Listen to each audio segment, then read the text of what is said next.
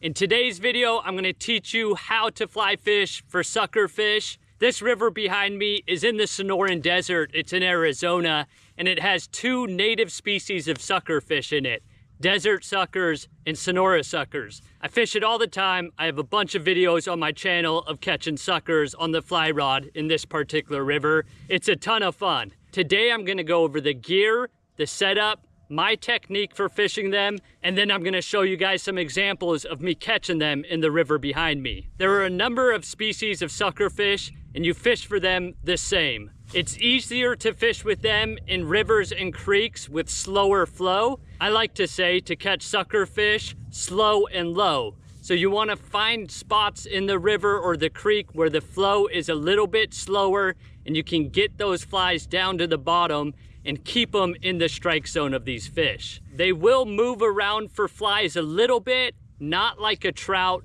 The flies need to be in their wheelhouse, but they will move around, and some species will move around a lot more than others. In my particular river, desert suckers are a little bit smaller, and they move for flies a lot more than the bigger Sonora suckers in here. I've caught suckers in here on 5 weights up to 8 weight. I prefer to use an 8 weight because the suckers in our river can get pretty big, but you can use a 5 weight to an 8 weight. I use floating line. Connected to my floating line, I use straight 10-pound fluorocarbon. I like fluorocarbon. It disappears underwater, it sinks, helps me to get those flies down to the sucker fish. Generally, on the end of my 10-pound leader, I'll put a small section of 8-pound fluorocarbon tippet, and that's where I'll attach my fly to. Oftentimes, I'm using a 2-fly, 2-dropper rig. When I fish for the suckers in this video in just a little bit, I'm gonna use the double dropper 2-fly rig. I'll be fishing under an indicator. That's the technique you're gonna wanna use for suckers. Oftentimes, when they hit a fly, they don't just take it in their mouth and go to swallow it. They barely hit that fly and spit it out. So oftentimes you'll have to react really fast to even the slightest movement of your indicator. I recommend using as small of indicator as you can, big enough so it stays above the water with whatever fly you're choosing to run underneath it,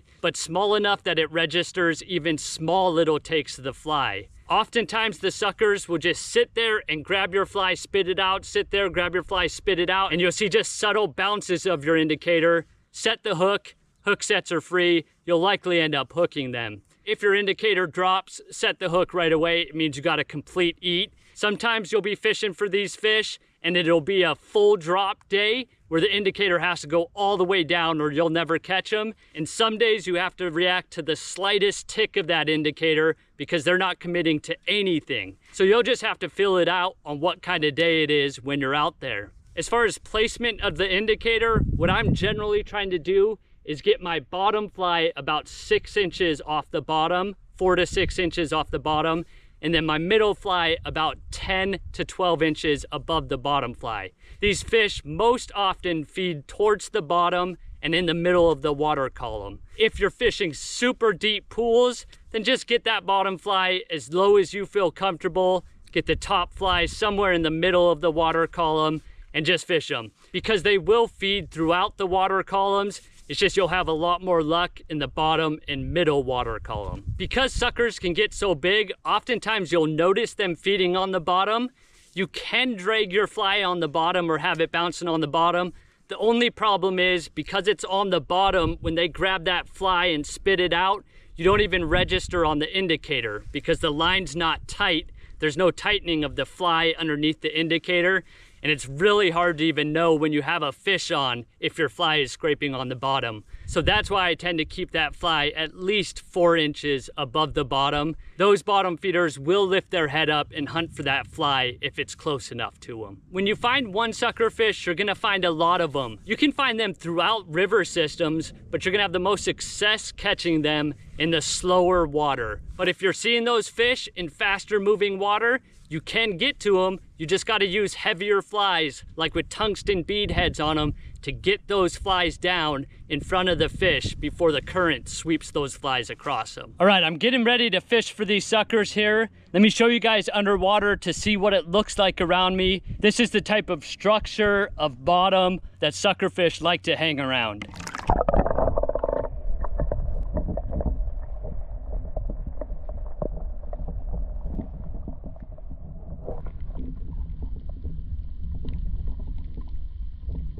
Another thing I think I forgot to mention are the flies that suckers will eat. And it's pretty much anything that a trout will eat. Nymphs, annelids, worm patterns, leeches, stone flies. Here are some pictures of flies that I use that commonly catch suckers. As you can see, a huge variety, various sizes. Generally, the sizes will range from size 12 to size 16 or 18 size flies, and it depends on the day. Sometimes you'll catch them on bigger leech patterns, and sometimes you'll catch them on smaller nymph patterns, but they will eat pretty much anything that a trout would eat. All right, let's go ahead and try to catch some here. So like I said, my indicator, I have it adjusted so my bottom fly is just off the bottom, about 3 or 4 inches. And then my top fly is more in the middle of the water column. You'll just have to make adjustments wherever you're fishing as the depth changes in whatever water that you're fishing.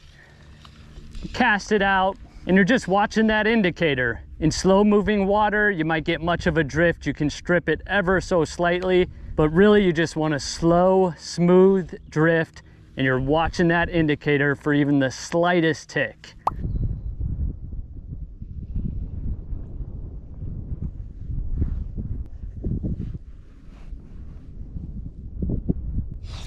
Yeah guys, very quick, very subtle. Fly change, and looks like we got a desert sucker on here for our first fish. If you're seeing fish and you're just not getting hits, the first thing I would say is change your depth. Make sure that your depth is where you want it. If you're seeing fish feeding higher off the bottom, kind of change your depth, and then if that's still not working, you're seeing fish but you're not getting hits, then you can change flies. And in this case, a fly change led to pretty immediate results. So we got a desert sucker there on that hot head, orange and olive green leech. Beautiful fish. These things are scrappy. They're the smaller of the 2 native suckers in this river. They fight a lot more like trout, these fish.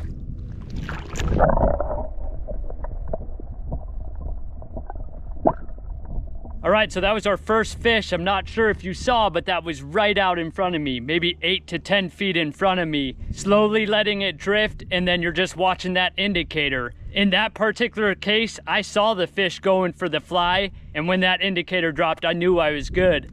Sometimes if you set the hook that fast with a slight tick of the indicator, you're gonna miss the fish. Sometimes you need to wait a little longer. Sometimes if you wait too long, they'll already spit the fly and be gone by the time you set it. So it's just trial and error when you're out here. I'm gonna tie a second fly on the end of the fly we just caught that fish on. I wanna try to catch a Sonora sucker, the other species of sucker in this river.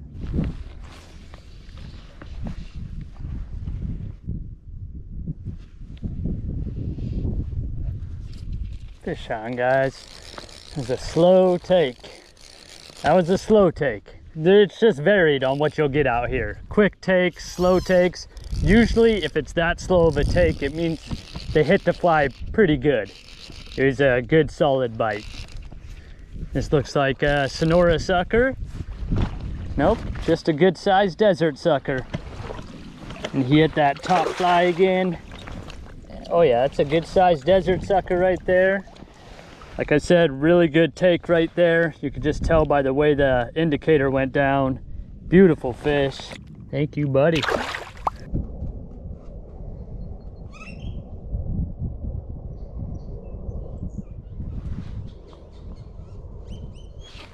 Fish on, guys. There we go.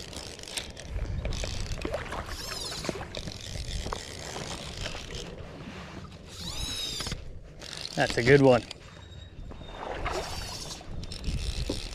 Oh yeah, that's a nice fish. Sonora sucker here. Beautiful.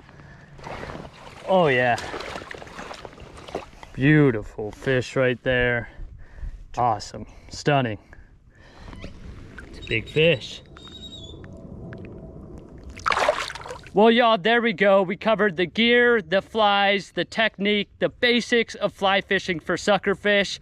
I hope y'all enjoyed the video. If you want to see me fly fishing for suckers more, check out my channel. I got a ton of videos of me doing that. I fly fish for everything on my channel: trout, bass, suckers, carp, tilapia, salmon up in Alaska. If you're not subscribed but you like this kind of fishing, make sure to subscribe. Thanks so much for joining me, Kevin Rapcook Fishing.